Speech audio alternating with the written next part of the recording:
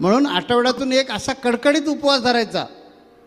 मग त्याला अध्यात्माची जोड आम्ही दिली की धरता येतं गुरुवार उपवास धरा, मग तो गुरूंच्या नावचा उपवास होईल. आणि सकाळपासून संध्याकाळपर्यंत सतत आठवण ठेवा की आज मला हे खायचं नाही का, स्वामींच्या नावचा उपवास धरला आहे.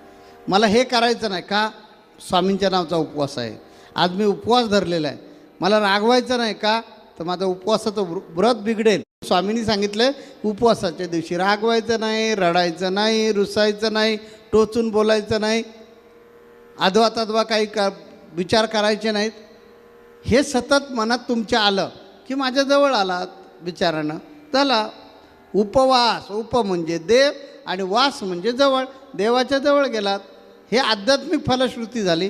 वैज्ञानिक फलश्रुती काय, तर वैज्ञानिक फलश्रुती अशी की ज्यावेळी आपण घेत नाहीत दिवसभर त्या जठर आपलं काम कधी सोडत नाही.